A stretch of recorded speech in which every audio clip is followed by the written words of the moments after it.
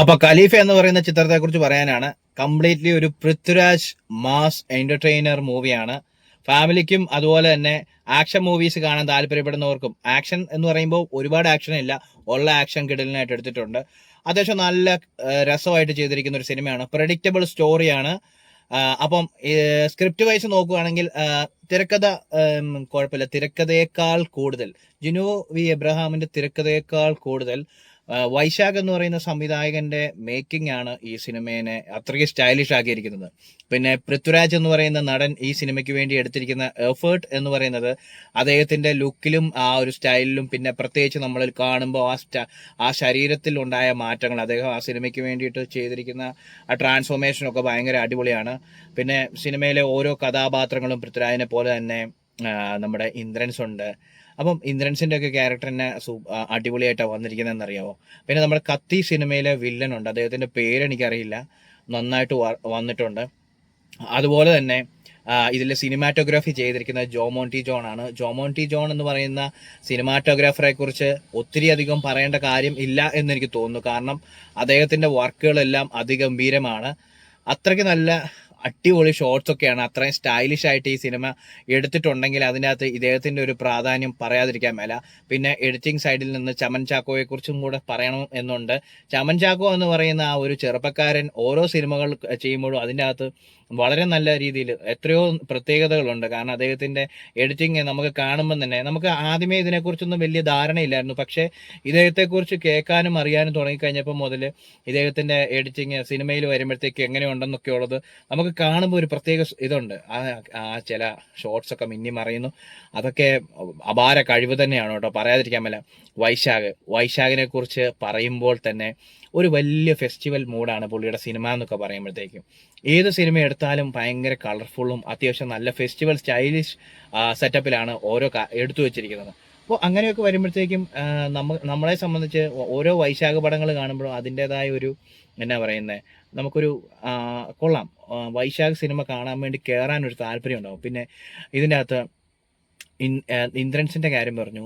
ഇന്ദ്രൻസ് ഗംഭീരമായിട്ട് ചെയ്തിട്ടുണ്ട്. അതുപോലെ തന്നെ സഞ്ജു ശിവറാം അടിപൊളിയായിട്ട് ചെയ്തിട്ടുണ്ട്. ഞാൻ പറയാൻ ഇപ്പം വെച്ചിരിക്കുന്ന ഒരു കാര്യം ലാലേട്ടനെ കുറിച്ചാണ്.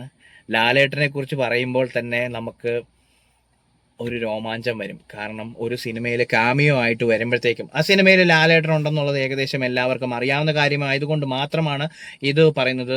കാരണം നേരത്തെ തന്നെ അദ്ദേഹം ഉണ്ട് എന്ന് പറയുമ്പോൾ തന്നെ നമ്മളത് പറയാം, സസ്പെൻസ് ആയിട്ട്.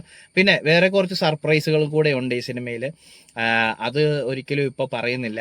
പക്ഷെ എന്തായാലും ഈ ഓണത്തിന് വന്നിരിക്കുന്ന ഒരു ഗംഭീര സിനിമയാണ് ഖലീഫ.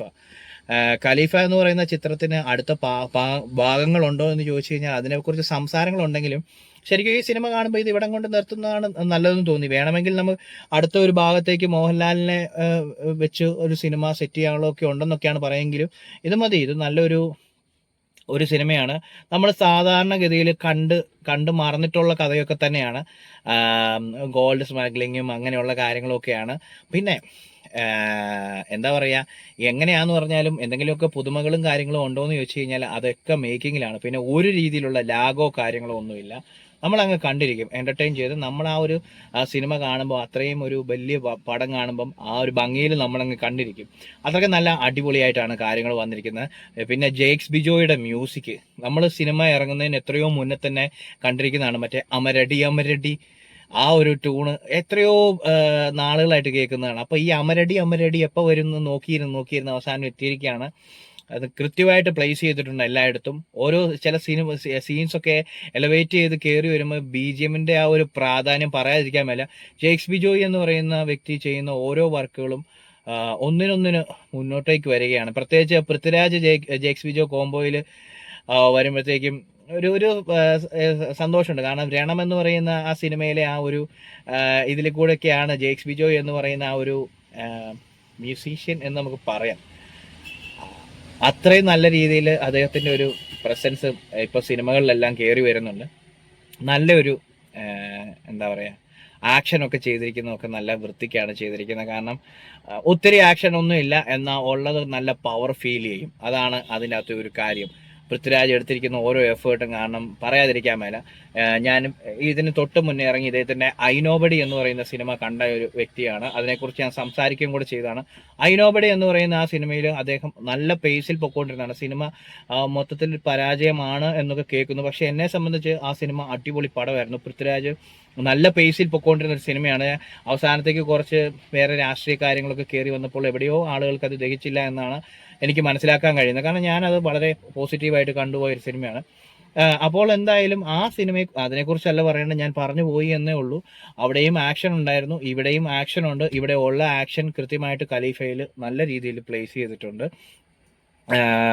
ഇടിക്ക് നല്ല പവർ തോന്നും. പിന്നെ പൃഥ്വിരാജ് ഈ ഒരു പ്രായത്തിലും എടുക്കുന്ന എഫേർട്ട് പറയാതിരിക്കാൻ മേല. എന്താണെങ്കിലും അദ്ദേഹത്തിന്റെ ചില ഇന്റർവ്യൂസ് ഒക്കെ അദ്ദേഹത്തിന്റെ കണ്ടിട്ട് നമ്മൾ സിനിമ കാണാൻ പോയിട്ട് നമുക്ക് ആ ഒരു ഇത് ഇന്റർവ്യൂവിന്റെ അകത്ത് പറഞ്ഞ രീതിയിലൊന്നും സെറ്റായില്ലല്ലോ. അതാ ശരിയാണ്, പ്രൊമോഷന്റെ ഭാഗമായിട്ട് വന്നിരിക്കുമ്പോൾ ഒരുപാട് കാര്യങ്ങൾ പറയും.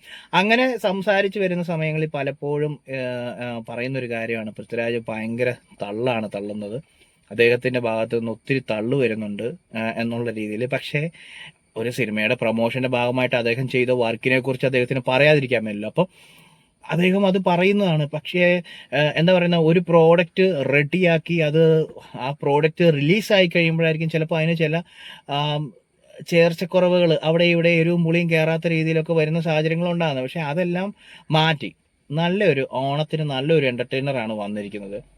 ഞാൻ പറഞ്ഞില്ലേ, എല്ലാത്തരം ഓഡിയൻസിനെയും സാറ്റിസ്ഫൈ ചെയ്യുന്ന രീതിയിലാണ് ഈ ഒരു സിനിമ ചെയ്തു വെച്ചിരിക്കുന്നത് തന്നെയാണ് ഏറ്റവും നല്ലൊരു കാര്യം.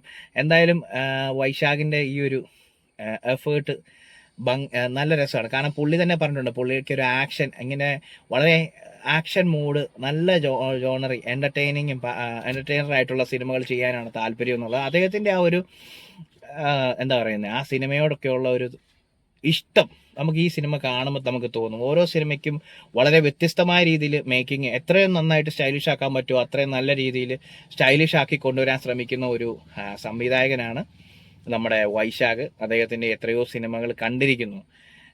അപ്പം ഇതൊരു എന്താ പറയുക, പൃഥ്വിരാജ് ഫാൻസിന് ആഘോഷിക്കാൻ പറ്റുന്ന ഒരു സിനിമയാണ്. അതുപോലെ തന്നെ എല്ലാത്തരം ഓഡിയൻസിനും തിയേറ്ററിൽ പോയി കാണാൻ പറ്റുന്ന ഒരു സിനിമയാണ്. വർക്കാവുന്ന ഒരു സിനിമയാണ്. പിന്നെ പ്രഡിക്റ്റബിൾ സ്റ്റോറി ആണോ എന്ന് ചോദിച്ചു കഴിഞ്ഞാൽ പ്രഡിക്റ്റബിൾ സ്റ്റോറിയാണ്. കാരണം നമ്മൾ ഇങ്ങനത്തെ സിനിമകൾ ഒരുപാട് കണ്ടിട്ടുണ്ട്. പിന്നെ നമ്മൾ ഒരു പ്രോഡക്റ്റ് നേരത്തെ കണ്ടിരിക്കുന്നതാണേലും, ഞാനൊരു കാര്യം പറയാം, നമ്മൾ പൊറോട്ടയും ബീഫും കഴിക്കുമല്ലോ, ഇല്ലേ? പൊറോട്ടയും ബീഫും കഴിക്കുമ്പോഴത്തേക്കും കുറേ നാൾ കഴിയുമ്പം പിന്നെ നമ്മൾ ഇത് സ്ഥിരം കാണുന്ന ഐറ്റം അല്ലേ, വേണ്ടാന്ന് പറഞ്ഞ് നമ്മൾ വെക്കുവോ? ഇല്ല, പൊറോട്ടയും ബീഫും എപ്പോഴും ഫ്രഷാണ്, എപ്പോൾ കഴിച്ചാലും ഫ്രഷാണ് എന്ന് പറയുന്ന പോലെ ഓരോ സ്റ്റോറി നമ്മൾ കണ്ട് മറന്നുപോയ സ്റ്റോറികളൊക്കെ തന്നെയാണെങ്കിലും ഇനി വരാൻ പോകുന്ന സീൻ ഇതായിരിക്കും എന്ന് വിചാരിക്കുമെങ്കിലും നമ്മൾ ആ ഒരു സിനിമയ്ക്ക് കയറി അതിൻ്റെ ആ ഒരു മേക്കിങ്ങും ആ ഒരു സെറ്റപ്പ് ഒക്കെ കാണുമ്പോൾ ഓട്ടോമാറ്റിക്കലി നമ്മൾ അതിൻ്റെ അകത്ത് അലിഞ്ഞങ്ങ് ചേരുകയാണ്. അപ്പോൾ അങ്ങനെ വരുമ്പോഴത്തേക്കും എന്നെ സംബന്ധിച്ച്, ഞാൻ ഈ സിനിമ കണ്ടിറങ്ങുമ്പോൾ എന്നെ സംബന്ധിച്ച് ഞാൻ ഭയങ്കര സാറ്റിസ്ഫൈഡ് ആണ്. പ്രത്യേകിച്ച് അത്രയ്ക്ക് സ്റ്റൈലിഷ് മേക്കിംഗ് ആയതുകൊണ്ടും കൂടെ. അപ്പം എന്തായാലും പൃഥ്വിരാജന്റെ വക ഇനിയും നല്ല സിനിമകൾ, കാരണം അത്രയും വലിയ പടങ്ങൾ പുള്ളി ചെയ്ത് കൊണ്ടുപോകാൻ കഴിവുള്ള ഒരു അപാര കഴിവുള്ള ഒരു നടനാണ് പൃഥ്വിരാജ്. ഒരുപാട് കളിയാക്കലുകളും കാര്യങ്ങളും ഒക്കെ ഏറ്റിട്ടുണ്ടെങ്കിലും, ഒത്തിരി അമ്പുകൾ ഏറ്റെങ്കിലും, എത്ര അമ്പ് വന്നു കൊണ്ടാലും ഞാൻ ഞെളിഞ്ഞു തന്നെ നിൽക്കും, അതായത് തല ഉയർത്തി നിൽക്കും എന്ന് പറയുന്ന ഒരു ഇത് പൃഥ്വിരാജിൽ കാണാറുണ്ട്. കാരണം അങ്ങനെ തല ഉയർത്തി നിൽക്കണം. കാരണം എത്ര കല്ലേറുകൾ വന്നാലും ഫൈനലി നല്ലൊരു പ്രോഡക്റ്റ് വരുമ്പോഴത്തേക്കും ഈ എറിഞ്ഞവർ തന്നെ കൊള്ളാം മോനെ പ്രോത്സാഹിപ്പിക്കും. അതാണ് അതിൻ്റെ അകത്തൊരു കാര്യം. അപ്പോൾ പ്രത്യേകിച്ച് ഇത്രയൊക്കെയാണ് എനിക്ക് ഈ സിനിമയെക്കുറിച്ച് പറയാനുള്ളത്. എല്ലാം കൊണ്ടും അടിപൊളി. ലാലേട്ടൻ വരുന്ന സീനൊക്കെ ഭയങ്കര അടിപൊളിയായിട്ടാണ്, അത്രയും നല്ല സ്റ്റൈലിഷ് ആയിട്ടാണ് എടുത്തിരിക്കുന്നത്. കുറച്ച് നേരെ ഉള്ളെങ്കിലും ആഘോഷിക്കാനുള്ള വകയുണ്ട്. അപ്പം ഇത്രയേ ഉള്ളൂ എനിക്ക് ഈ സിനിമയെക്കുറിച്ച് പറയാനുള്ളൂ. എല്ലാവരും തിയേറ്ററിൽ പോയി കാണുക, അടിപൊളി ഒരു പടമാണ്. പിന്നെ പലർക്കും പല അഭിപ്രായങ്ങളാണ്. എൻ്റെ അഭിപ്രായമാണ് ഞാനിവിടെ രേഖപ്പെടുത്തിയത്. ഞാനൊരു സിനിമ കാണുമ്പോൾ എനിക്ക് തോന്നുന്ന കുറച്ച് കാര്യങ്ങൾ ഞാൻ സംസാരിക്കുകയാണ് ചെയ്യുന്നത്. അപ്പം എന്താ പറയുക, എല്ലാവരും തിയേറ്ററിൽ പോയി തന്നെ കണ്ട് സിനിമയുടെ അവരവരുടെ അഭിപ്രായങ്ങൾ രേഖപ്പെടുത്തുക. നിങ്ങൾക്ക് എന്തെങ്കിലും അഭിപ്രായമുണ്ടെങ്കിൽ ഇതിൻ്റെ താഴെ കമൻറ്റ് ചെയ്യാവുന്നതാണ്.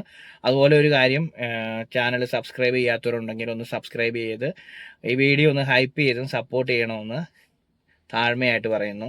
Thank you. അപ്പോൾ എല്ലാവരും ഖലീഫ പോയി കാണുക. ബൈ.